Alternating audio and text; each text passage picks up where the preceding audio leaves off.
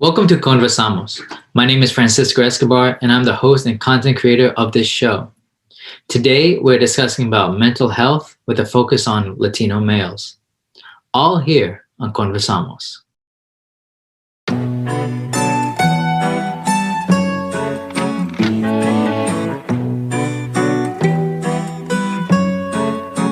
Yeah, yo, is it that wrong? I'm making a song, I'm taking it back for the platform that I formed. Music's helping me transform. I run the. Before we begin our conversation, we'd like to give a business spotlight to Clouds Cannabis Company, a US-based company that sells a wide variety of cannabis products that you can smoke, drink, and eat. Check them out at Clouds Cannabis Co.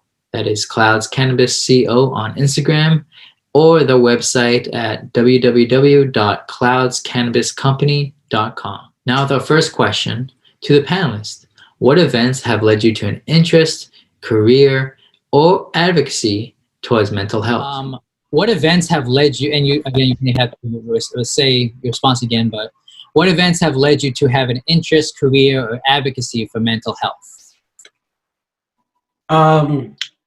So pretty much what brought me here to where I'm at today, I would have to say was my sophomore year school counselor. As a child, I had a lot of anxiety, and I didn't know what that was until I was 15, 16 years old. And so the reason why I went to go see him was because like a lot of my friends, he was a brand new counselor at the school.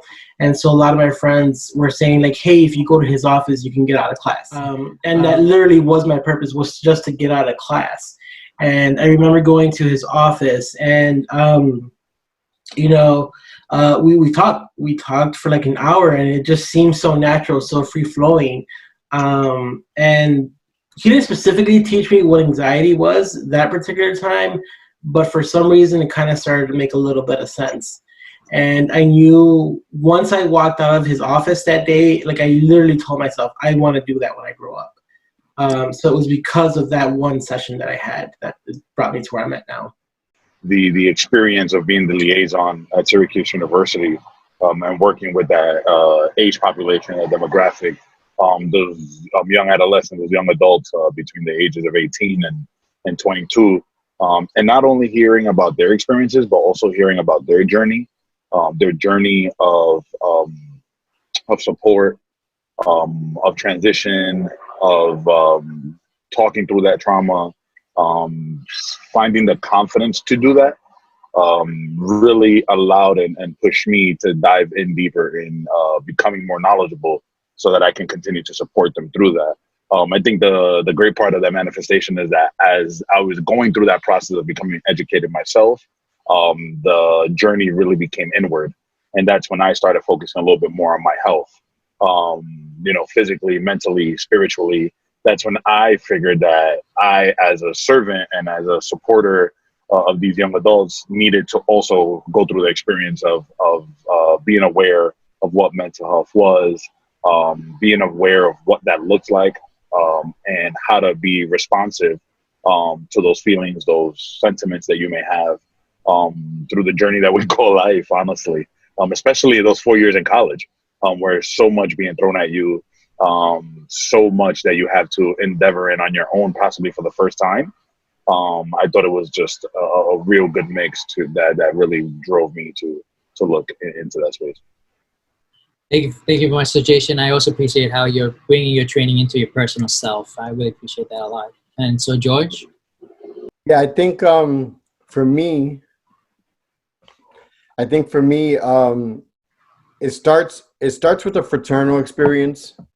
For me, like I mentioned before, I had been involved in the streets for a little while during middle school to high school, and when I joined a fraternity, part of it was like needing to have another family, right? There were gaps and competency gaps and personal gaps in my family, my personal family. So I was always looking for something that would actually fill that void. When I went to college, a lot of that was aroused. There was a lot of things that I had to deal with trauma. I was going through a divorce. I already had 2 children. So I was a little bit older than the average student there. But I had gone through periods of my life where I had a lot of loss.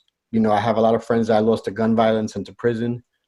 And that always kind of stayed with me, right? And I always had survivor's guilt of having been able to be fortunate enough to get out and get to college and whatnot. But more recently, I had a conversation with Francisco, and interested in hosting events like this because there are not many spaces that men like us, Latino men, men of color, could actually go and cry.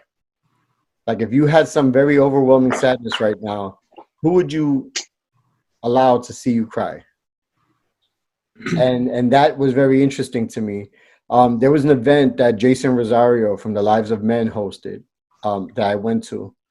And it was the first event that I attended of his. There are a lot of men, I'm talking about 250 guys in a room, talking about all kinds of things, right? But he did an exercise that was very interesting to me. The exercise was he wanted me to stare at another person, perfect stranger, somebody I didn't know at all, and I had to stare in his eyes for 2 minutes straight without looking away. And I came to a very important realization that day. I have never, ever, ever looked in the eyes of a man that I wasn't ready to hurt.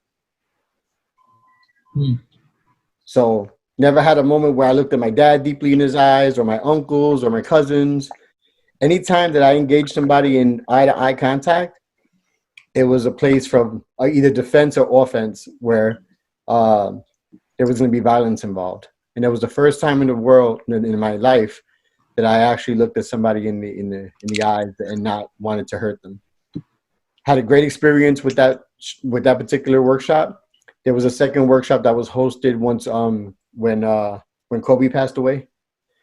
And the same thing, bunch of men in the same room, trying to make sense of it. Not so much because Kobe was personal to anybody, but because he was part of the culture, and because we just generally have an issue with showing emotions and discussing these things in public.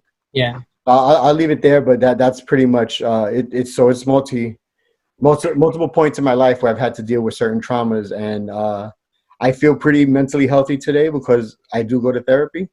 And during the pandemic, I've also indulged in online therapy. But it's been very good for me because you can see my personal growth because I'm such a public figure. I'm always online and I'm always sharing my different parts of my journey. So you could see a progression from, even 20 years ago, like to now, as to who I am. So. Thank you, George. And Cristino? Ever since I had surgery back when I was 13, which was from a diagnosis regarding a brain tumor, I was experiencing a lot of depression, anxiety. Of course, at the time, it was considered to be bipolar disorder, which I am still diagnosed with now. So I do see a therapist to follow up on that. And it's difficult to explain because for Latino parents, especially my parents who are highly religious, when you talk about depression or anxiety, or you talk about a mental illness, you assume that the best cure would be going to church. And so that concept of going to church was very pressured onto me, which only made it worse. And that is where the concept of like machismo and authoritarianism and authoritarian parenthood it plays a huge part in Latino youth and any youth in general. So going through that process and getting help myself kind of guided me into, okay, I want to do mental health.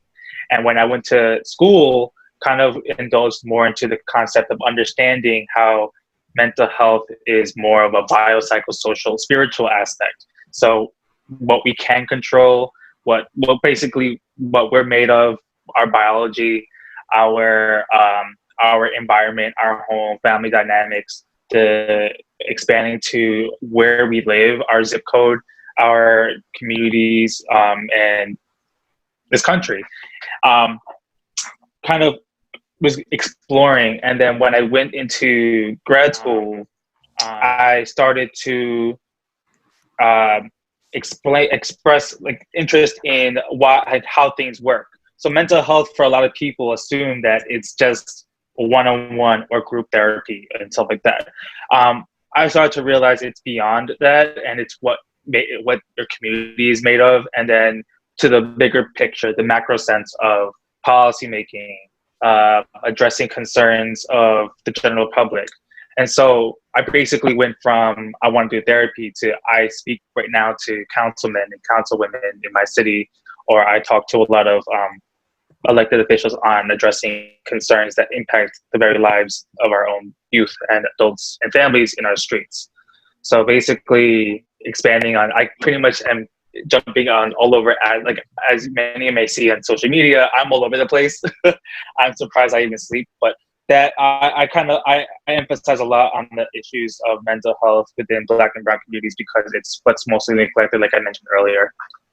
I guess how I got into the field is my path was a little straightforward and yet not so much at the same time. So I was always into psychology, and I went through in undergrad. I was a psychology major and stuff like that. But things started solidifying right as I was ending my undergrad, and I was starting grad school-ish. So sometime around there is around the time where I joined a fraternity, and kind of to George's, kind of similar to George, there was a sense of family that I felt like I was missing, even though like I have my family, but I needed something else. I needed something outside of my family, right? Like my second family or something like that. And that's kind of when I joined the fraternity. But through the fraternity, I noticed that, like, kind of to George's point, like a lot of people were almost shielding themselves off. And even though we have a shared experience, like nobody was really talking about it. Then once I finished my undergrad, I did. I used to work residential for about a year and a half, something like that. And there, I used to work with kids that were in the DCFS system. So they were wards of the state, but they were in this like transitional home where they stayed. I was able to come and go as I pleased, but they weren't. They stayed there. And through there, I noticed that, for lack of a better term, I was essentially like a glorified babysitter. I would meet with the clients, and I would be there, and my job primarily was stabilization and mood regulation. And that was pretty much it. But then when we had therapists on site, and therapists would come and go and see their clients, and do interventions, do treatment plans and stuff like that. And when I compared that to the work that I was doing, not saying that my work I wasn't doing good work, I felt like I wasn't doing enough. So I think that I wanted to do more, and that kind of motivated me to like go into grad school and do this, be more involved with the treatment. And during my time in grad school, that's when it was a weird sense of like me trying to find myself. So there was like this weird like introspection, self-actualization, the machismo, the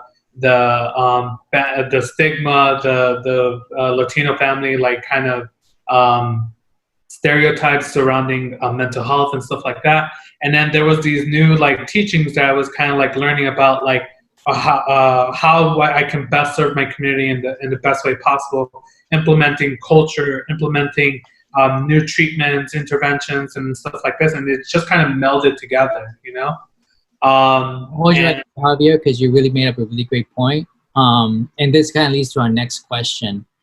So for everyone, what is like one vice have you personally or professionally experienced, and how have you found it affect your work in your respective fields?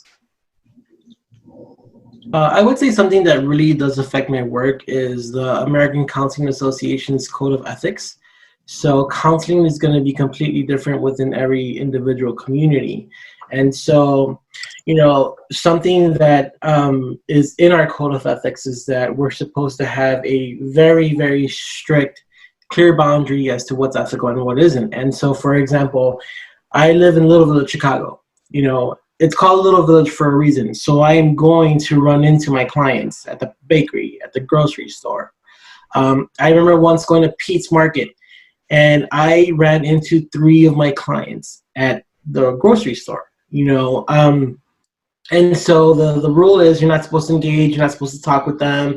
And, you know, if this is like a little village and that's what it's called, I'm going to engage with them.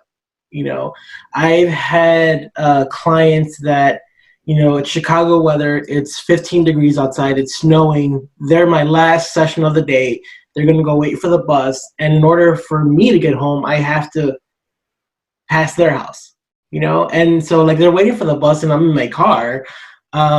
The rules state that that person cannot be in my car, but I'm just like, no, like it's super cold outside. Like, how am I going to, you know, what better way to develop rapport and say like, hey, I'm going in the same direction that you're going, you know, let me just, you know, give you a lift, you know.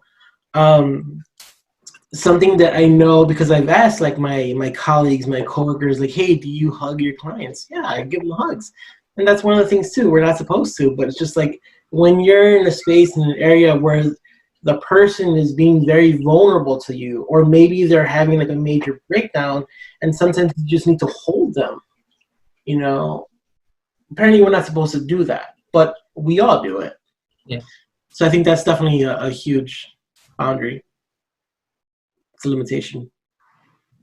And I would love to piggyback back off of Daniel, because I think in my personal experience, especially with work, I think that at Syracuse, I think that was a challenge there for me as well. I had the experience to be there at a young age, at the point in which some of the seniors, or with respect to our, even our own brothers, right, I had undergraduate experience with, and instead of shying away from, right, you have to build obviously this professional persona that you have to interact, and yes, there's guidelines to follow, but I think, and to your point, I think there's a piece of vulnerability that is beautiful in that process sometimes, because it allows for client or the student that you're serving, or even just the person that you may be assisting in that moment with the conversation, to see that you have challenges yourself that you can empathize and understand with the experience that's going on. And I know for me, one of the biggest challenges there when it comes to ethics and following, right, strict guidelines and rules that are happening are more specifically in moments of crisis, when there are steps to be taken, but there's also this human element of you that wants to take over. And I think that that's a balance, and I'm sure in a lot of these fields, where you may be a mandated reporter or certain restrictions that you may have, that you're constantly juggling on how to best serve this person while still maintaining a professional decorum, right, or ethic. But I think that sometimes it is okay to bend the rules and fight that fight. You have to prove it sometimes and show it that it's worth doing that. Where I work so I'm a program coordinator. So I work in a very, very hostile neighborhood I would say one of the worst, in one of the worst towns I would say, school-wise, 37% graduation rate. Majority of the kids falling into the school to prison pipeline. The village of Hempstead in Long Island is not the friendliest out of all other towns in the nation. So one thing about it is the exposure I get to a lot of issues. I know I've come across situations where I've had literally people running into my car asking, I need to get out of here because my boyfriend's about to beat me up, to the situations where I've had individuals come in to do an intake, and then a couple of 100 feet from my office, they get shot from rival gang members. So we're in a very active gang environment. I mean, it's not surprising I'm a see MS-13 or 18th Street or Blood of Crip around the block. So I always have this alert sense. I have to be on top of my game. If it's someone that's going to attempt suicide, I gotta be on the. I know how to. I have to intervene. If it's someone experiencing domestic violence or child neglect, I have to be able to jump onto that. If I have the district attorney's office calling me about a client that they're referring, I have to be able to be on top of that. Probation, same thing. And the thing about it is that it kind of hits you as much as you don't really think about it, and to the point where you start to you start to feel like you're burning out. And so when I would notice those situations, I would have to take a moment to step back. And that's basically what I'm working on now, is really taking that time to stick back, especially since I do have goals myself that I'm trying to go on to doing. And I know for a fact that I'm continuing this sense of superhero mode. It's going to I'm not going to be able to push myself into those situations, into that kind of mindset and goals that I have for myself. Thank you. And actually, Javier, I want you to actually start with answering this question, and that is, how can people who aren't trained professionals support our peers when dealing with mental health? Because that's something I kind of seen with all the responses so far in this. So what can the non-professionals do in this work? I think probably one of the biggest things is to be a support system. Just one of the kind of big things that I'm hearing just in this group is, I wish I had a space for that, or I wish somebody would talk to me about that. Even I think it was George that was talking about for us to kind of interact with another male and talk about real things, as opposed to I don't know what sports team is playing today. That's very superficial. But dig deeper and be more supportive of each other. I'm thinking of scenarios where people come and they're like, "Hey, I'm not really feeling well. I'm feeling very depressed." That's where non-professionals can be well, what is it that you need from me, and how can I help you get those resources for you to get the help that you need? Because it's not necessarily their job to kind of pick up the pieces for them, but again, kind of going back to the support system, that's where you can kind of build and be that support for that person. I would just say that there's really just a lot of power in just listening to someone, having someone vent what they're thinking. Sometimes you don't even have to give a response. Sometimes literally just being there is enough. Oh, yeah, thank you. So now with our next question. Actually, I have a... Sure, George, awesome, thank you. I'm sorry. So as a community builder, as somebody who actually creates... Sorry, go. As far as being a community builder, as somebody who creates spaces like Capicu for people to be able to talk about the reality of our people in the community and things of that nature, I believe it's from the website to Capicu to my podcast, every single space that I've created has been for people to share their narratives. And that's coming from unprofessional. I'm not a professional mental health person, but by doing that, I actually can connect people to people like you guys. So that's really what I think my purpose is to be in the community, listening to what some of the narratives are, picking up on things that I think are problematic and that need resolution, and connecting people like you with those folks. So that's where I see my space being as somebody who's not trained to deal with these things head on. I just wanted to add on to that question, because I think it's really important for anyone, whether professional or non-professional, when it comes to addressing mental health, is understanding your bias and being able to analyze what your biases are, especially when you're talking to somebody. For example, if you have someone coming up to you, and especially if it's just it's someone that is talking about, and I usually hear this a lot when it comes to victor offender kind of conversations. Oh my gosh, you're a criminal. I can't really trust you because you're a criminal. But you're not really listening to me because you're not listening to the person explain what their history is. Perhaps that person has suffered from child abuse as a kid, and or domestic violence, and they have that mentality that it's something that kind of stuck with them over that trauma that exists with them over time. So being able to understand a person's background, perspective, if you have a sense of bias, whether it is someone who feels homophobic when you're talking to someone who is coming out to you as an LGBT member, or if it is someone talking to you about their personal experience with something that is traumatic, asking yourself questions like, this makes me feel uncomfortable. What about this topic is making me feel uncomfortable? Why am I having issues accepting this? And what is something I need to work on before I could fully engage with somebody if I feel like that's appropriate for me? So I just wanted to just mention, like, reevaluating self constantly is important, especially when you don't feel sure about someone, and definitely letting that person know, like, hey, I don't feel comfortable talking about this subject yet because I don't fully understand it. Maybe you could teach me a little bit about it, or I probably want to take time to learn about it so I could help as best as I can.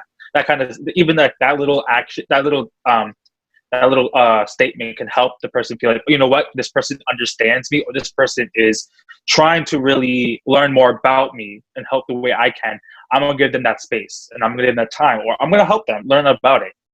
All right, so thank you, Justino. And now moving on to our next question. Why is understanding mental health important, especially for the Latina community? And Jason, I want you to start off with that question. Yeah, no, thank you. I think that's a great question.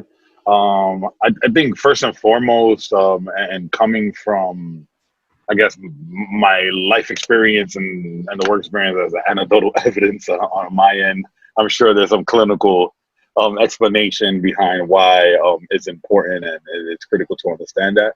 I think for me, the biggest challenge is that we are ever growing beings. And I think that we have to understand our transitions, our experiences, our growth.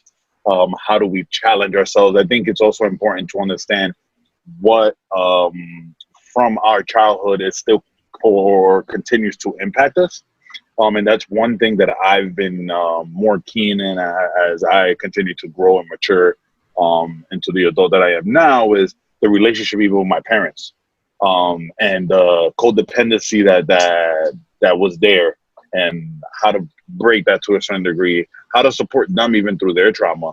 I think one piece that I realized with our education when it comes to mental health is sometimes it kind of just stays bottled up, especially for second generation or third generation, or for our generation that has the privilege, right, to continue to get access to education and to continue to grow that way. Is how do we bring that back to break these cyclical challenges that our family and our peers are seeing, challenges that due to unfortunate circumstances.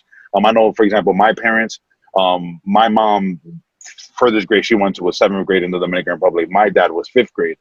So there are certain things that I can see by nature that they default to me and say, oh, you went to college, or you can research that topic. You know more than me, so let me know. And at first it was a little bit of a combative effort of, oh, well, and I think that happens to us even with our friends possibly that don't leave the hood or our communities, and we engage with them and we're coming with this knowledge and they're like, oh, look at you, all grandiose now. You figured yourself out. And it's like, well, I just want to leave this piece so that it benefits us all eventually. And one of my own fraternity chapter brothers was the one that told that to me, brother Kelvin Cabrera, that he was a super health freak. And I just didn't understand it. I've always been the chubbier guy, right? The more heavyset guy. I play sports, I do all of that, but I've always been on the bigger end. Even now, working out and everything, I'm at 280 through the quarantine, trying to fight through this. But my question was to him is, why are you so adamant about this when your family, your peers are not? And his answer to me was simple: was my grandfather dealt with diabetes, he went blind. My mom has high blood pressure. And that all played a role in his development and his experience to say, I'm going to be the one, at least physically, through good exercise, through good health, that I want to break some of those barriers and those challenges that my family has been possessing for a few generations now, unfortunately. So I think that's why it's very important for us to be able to, as different generations of Latino, to come together and have these spaces to talk about it, because we can introduce so much knowledge into places that these conversations are not even happening. for whatever reason, they're distracted by need, right, by work, by raising children, marriage, etc. So it's very important to just continue pushing that knowledge in any space, any capacity that we're in.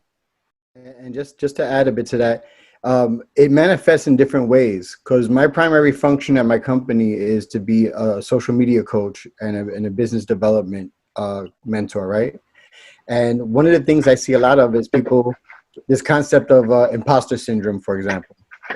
People not feeling like they could actually, that they're great, that they're worthy of having an opinion or whatever. And that really, it kind of affects how, like even the small business spaces right now, you have a lot of small businesses that fail because the people that are involved have other untreated traumas, other untreated issues that are rooted in their family life and in their adolescence, maybe, that they, so I find myself having to treat or holistically address a lot of things that I'm probably not qualified to do to it in its entirety. So I consistently have to engage people like yourselves to come in and actually do workshops within my workshops to be able to address some of it. I just wrote a piece about imposter syndrome the other day that I'm going to be releasing in a couple of days. So yeah. Nice. Thank you so much, George. And now Javier. Yeah, I was going to say, to Jason's point, I think the term you were looking for was intergenerational trauma, because that's kind of like everything that people are talking about. And yeah, that's exactly it. Breaking those cycles and being able to be the change that you kind of want to see within your generation and future generations. I think that's why it's important. And to that point, I think it's because the quote unquote like older generation doesn't really understand it. Fortunately for us, we're coming into a time where it's beginning to be understood, but it's a slow and kind of gradual thing. And I think part of that is because we are involved in it. The quote unquote new generation is kind of like putting it out there and putting it into space and putting labels on it. And now people are like, wait a minute, like that kind of looks familiar. Like I've experienced that. And on top of that, it does tack on and add on everything that we've experienced as far as like your own personal traumas, your own personal experiences. It makes sense that people are like keeping quiet about it because that's how we were raised. But now we're breaking cycles, and now we're forming that change. I would say, just very simply put, is that mental health is a part of wellness. And so I think in the Latino community is we're 20, 30 years behind on our Caucasian American counterparts where they are at for like mental health. And so I think because of the pandemic, I've had an influx of brand new clients that are dealing with like a lot of anxiety because of the pandemic, and a lot of them are older. And it was very like refreshing and just very nice for them to just kind of be like, whoa, like, wait, what we're doing, this is therapy? And I'm like, yeah, this is therapy, and they're like, oh, pues yo pensé que era para la gente loca, And I'm just like, no, I'm like, literally what we're doing right now, this is counseling. Like, what you see on TV, movies, it's not always the case. This is for everyone. But yeah, again, just simply part is that mental health is a part of wellness, and now we need to catch up. Thank you all. And to the point of it, yes, there is a lot of intergenerational trauma. There's also intergenerational wisdom that has been just embedded in our communities for as long as colonization and slavery has existed. So personally, for me, like from meditation to sweat lodges to certain rituals I've been fortunate to be a part of with various indigenous groups, like there are awesome solutions that have been I have experienced personally and I've seen broadly. And so my question to you all now is, what personal and or professional solutions would you like to just suggest to our fellow peers, starting with Christina? So like you mentioned, much of what's going on within a Latino community and mental health is based off of intergenerational trauma, and a lot of, in a sense, decolonizing the mindset when it comes to mental health, because we are so we are prone to the Eurocentric concept of diagnosis, of abnormal behavior. A lot of mental health history stems from that trauma that exists in that ties along within our community. So for me, in a professional sense, I do my best to apply more of a indigenous concept to treatment. There are practices that are done. Just to generally say, a lot of the theories, a lot of the perspectives, a lot of the treatment modalities are based off of of Americanized and European-based theories. I mean, the founder of psychology, Sigmund Freud, and all that has stemmed across Europe and into the United States. And that's what's being applied across Latin America. But you don't really have a lot of Latino clinicians kind of implementing that kind of practice. So I do my best to try to learn more about my ancestry, and I kind of apply that to a lot of the children, the youth, the teenagers, the adults I work with, where they come from. Many of them are from the Caribbean. I work with a lot of Puerto Rican, Dominican, and Central American youth, and learning about where they come from, their backgrounds, what kind of practices their ancestors have put into play, and kind of using that in therapy and treatment. It really helps them draw a sense of acceptance of self-identity. That's something, and it expands off into like understanding about who they are as a person and their behaviors, and what they could do to apply more sense of consequential thinking if they are youth that make careless decisions, or partners who feel like they need to learn more about each other. And Jason? Yeah, I would say personally, solutions that I suggest is inventory. I take inventory all the time. It's not something that I really thought about before, but it's something that I do now, I would say at least every 3 months. And that inventory is of normal,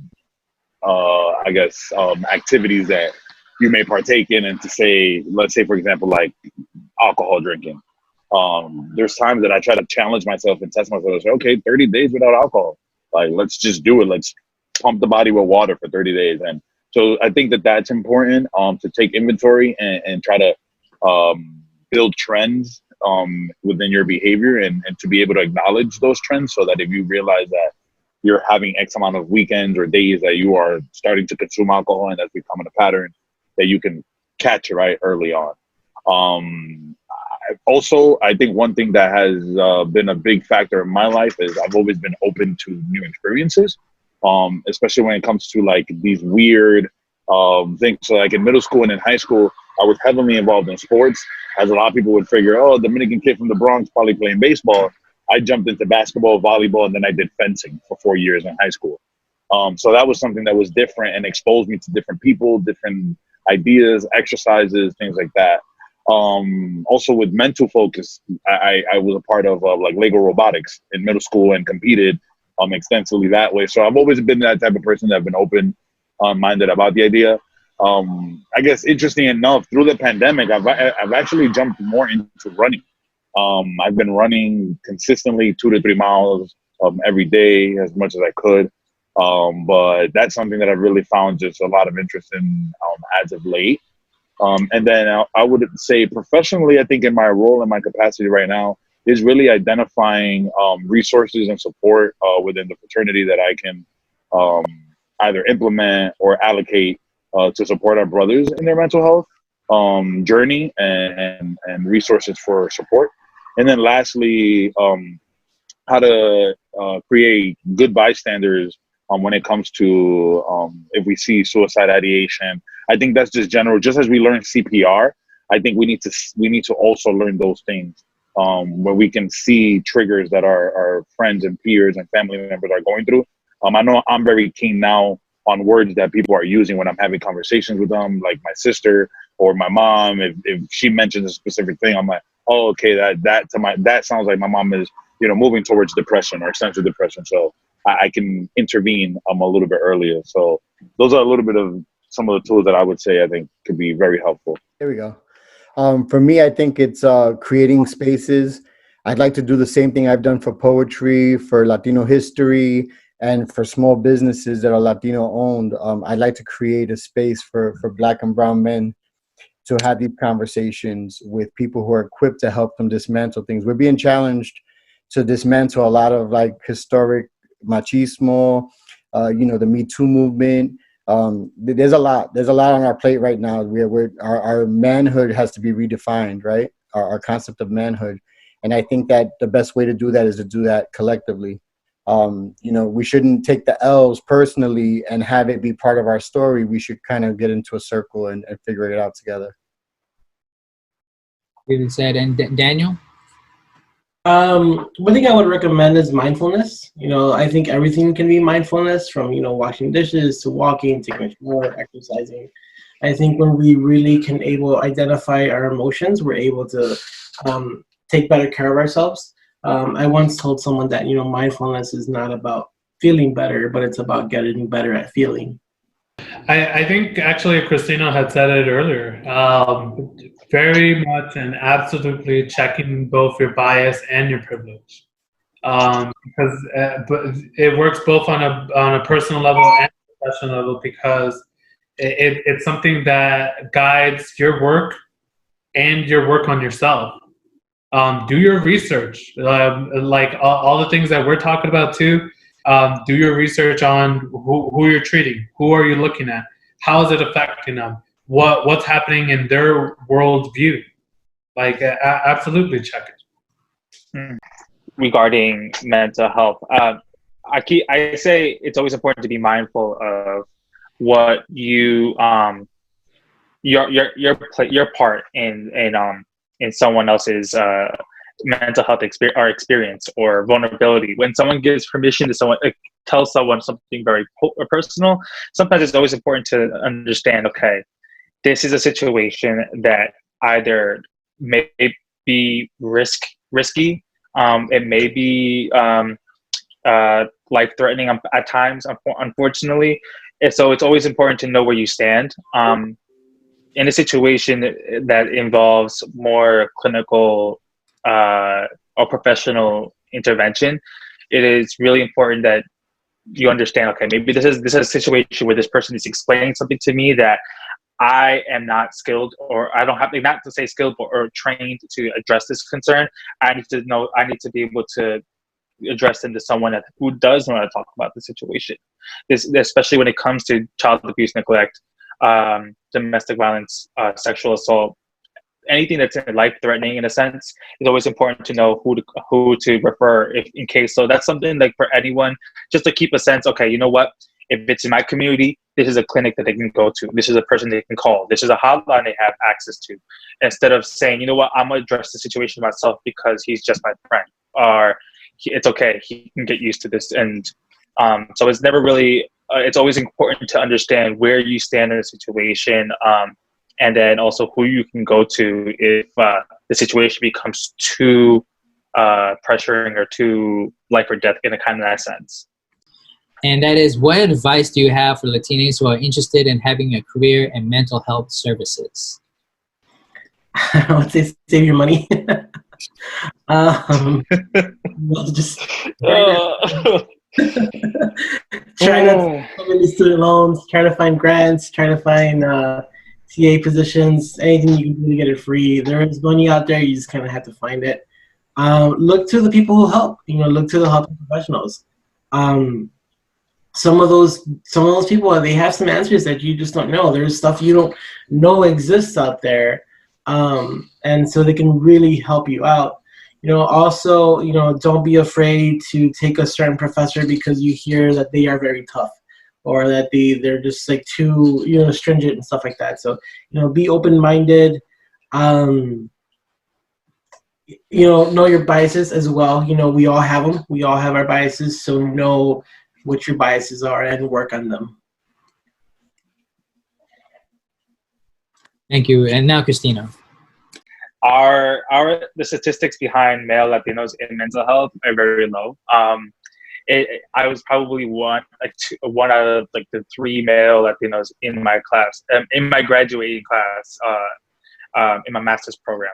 So it is okay to feel kind of like the outcast in mental health.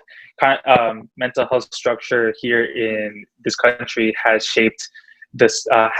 been shaped around women, white women, to be that kind of bearer of nurturing, and so men kind of are seen as the stigma in becoming mental health professionals. So definitely embrace the fact that in the mental health field, a lot of youth, a lot of families, a lot of individuals respect men, especially men and who identify as Latino or Black, and have that understanding of what many are going through, and definitely being able to take this as a learning experience.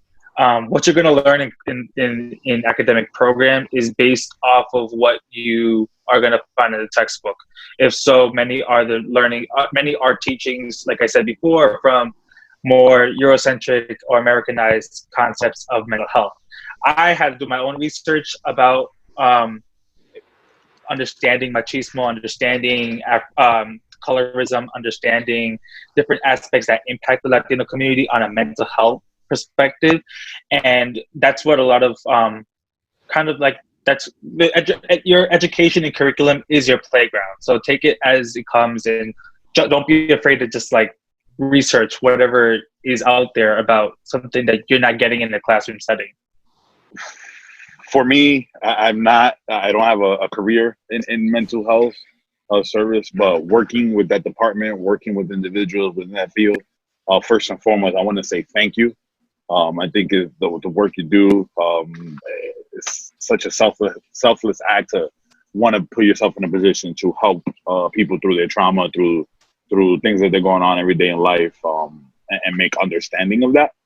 And I see how hard the work is, and sometimes it can go by without the gratitude from your peers and from others that it should entail. And I think that in our community, right, it's not a role or profession that you hear most often advocated for, right? Usually in our field, in our communities, you're hearing of the sports and the entertainment and some of those things. So for those individuals to choose that path, I think is really empowering of our community. It will continue to drive the conversation. I think George made a great point that, for us to create these spaces, we're going to have these experts in this field. So again, thank you for doing that, for creating those spaces and supporting the brothers there. And then ultimately that it's a game of growth. I think that's just really what life is about, continuing to evolve, and for us as a generation to try to really kill the stigma that seeking mental health support is something that, right, quote unquote, crazy people do. I guess my advice would be don't be afraid to make mistakes, because specifically more in grad school, that is prime time for you to make mistakes, because one of the biggest things that you're going to learn is that you're not going to learn everything in a book, and you're not going to learn everything in a class. So being able to make those mistakes, both on a professional level and on a social level, is huge for you, because as much of it as it's an education piece, it's also a big time for you to self introspect and really think about what is it that you want to get out of your career, because you're going to come into confrontations with things that you're not comfortable with, and this is the prime time for you to get comfortable with them, or at least get comfortable knowing that you're not comfortable with them. So you know who you are, you know what you like, you know what you don't like, but don't be afraid to steer away from them.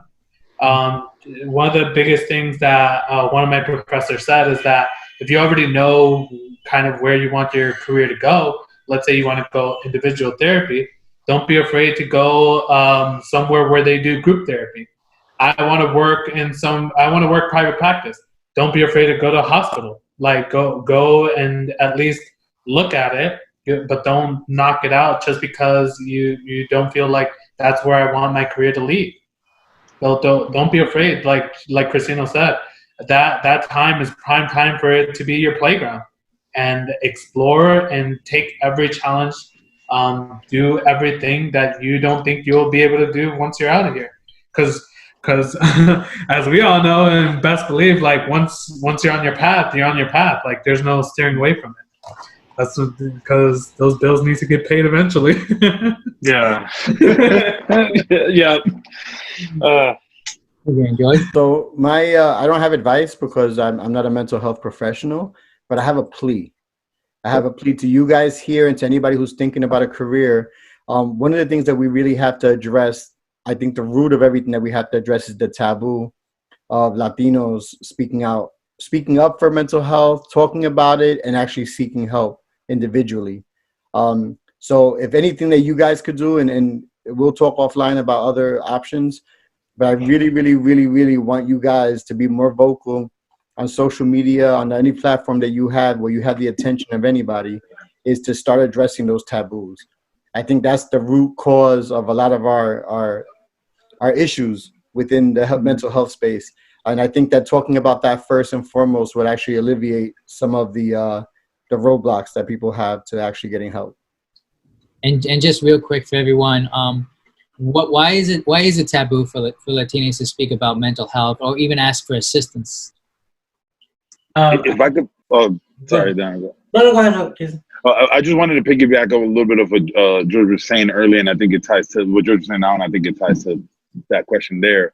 To be quite honest, I think in my perspective is oftentimes our story is told of suffering and survival. I think that's where it comes from. So when we hear about the immigrant story, when we hear about those that come through the country to arduous process, right, crossing the borders, coming in yolas from the Caribbean islands, any way that our community can share their story, more often than not, it starts with this idea of suffering. And through this experience, now we can survive, right? Through this journey of being in this great nation that we can call America, and all the things that it brings, it stays there. So when that is your story, I think it's hard to look at the other side of the fence and expect the grass to be greener, or hope for the grass to be greener. I think that for a lot of us, and I was talking to my parents about that like 2 weekends ago. It was, my mom is only 53, 54, and she talks about it like the life is over. Like, I got my degree, I did all of this, and that's that. And I'm like, Mom, on average, you have about another 20, 25 years to go. We got to keep talking about now moving to that next step, which is thriving. And I think that when we take that next leap as a community of Latino men, then we can really start talking about these taboos disappearing, because it's no longer attached to our story. Now thriving and seeking help and seeking relationships and brotherhood and all these other things are part of that experience and this journey. Thank you. And Daniel? So I think there's so many answers to that question, but I would like to start off, well, and I guess this is the only point I'll make because we can talk about this for hours, but I think there is just such an ugly history with psychology. Some of these early experiments that were just really awful to a lot of people. And so another layer of it would be just kind of like, because we're so far behind, when I hear like all these old cuentos about una persona que tenía el demonio adentro and they did like an exorcism, and I'm listening, I'm like, no, that sounds like schizophrenia. It sounds like that person has schizophrenia. They did an exorcism and it didn't work, so they hauled them off to the hospital, and they mistreated them. So that's what they had, is they have this image of very poor mistreatment from like the 1950s. They have movies like One Flew Over the Cuckoo's Nest. Well, that was like their first time maybe viewing mental health, and they saw how they were treating the people there. And so for someone to say like, oh, I'm going to therapy, they get images like that in their mind. Thank you. And Javier? Yeah, I would definitely agree with Daniel that it's not just one thing. Because just as Daniel had said, general mistrust in the system that's clearly a generational thing and a community and resource thing, right?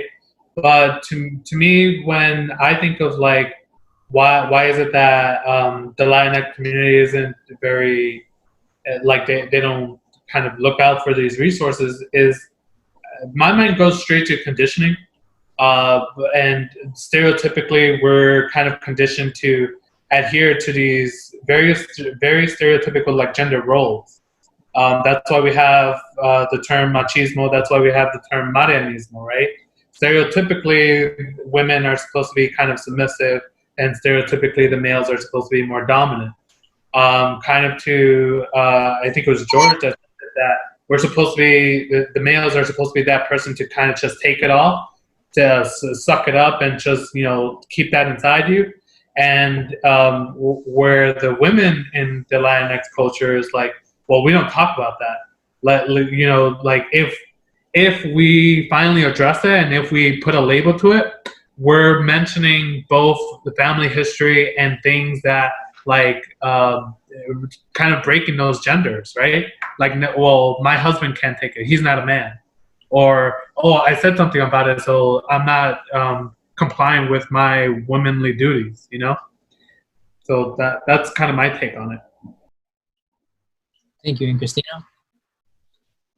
Yeah, gender, like I mentioned before, aside from gender, it's also really this is like the aftermath, the long-term aftermath of colonization, Americanization. Is basically what we see in gender concept, and also the sense of really like, taking accountability for one's behaviors and one's feelings.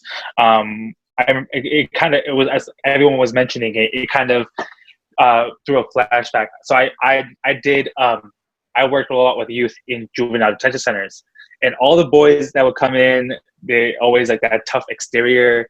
I had young boys from stealing a couple $100 from the store to being caught in attempted murder charges or murder charges. And it's funny because when they would go to jail, it was like that sense of gratification, like I am tough, where that kind of gender role plays. And many of the women that I worked with in jails would have that victim sense, that gender role, accomplishing that gender role sense. But when you start to really dig into their emotions, you don't really get to go that far because it's very short term. They literally start to break open. They start crying. They start to the reason why they're in jail is because their father is deported or their father is in a gang and they're arrested. So they're kind of following in that footsteps. So a lot of these behaviors, aside from gender roles in the Latino community, the family dynamics, the social structure, the expectations for kind of being the first generation versus the immigrant family is that kind of sense like I'm having to assimilate to a culture while my mom, like my parents, are trying to instill a culture is very pressuring, especially in this kind of generation. So like it's basically for in the sense of Latino youth, it's very almost in a sense like a ticking time bomb, where a lot of these issues and factors kind of like are mixed in so quickly that you just have an ongoing explosion of emotions and trauma. With that said, that is all the time that we have. Thank you everyone for joining us. Forever at Home, make sure you like the video, subscribe to our YouTube channel, and listen into our podcast platforms from Anchor, Spotify, and Apple Music. Also comment below and share your mental health tips, resources, and helpful links. Then follow us on all our social media outlets at Latin_entertainment. That is Latin_entertainment. Or join the Support Latina Business Facebook group and check out our Instagram lives every Tuesday and Thursdays at 8:30 p.m. Eastern Time and 5:30 p.m. Pacific time. See you next week as we discuss about gardening. All here on Conversamos.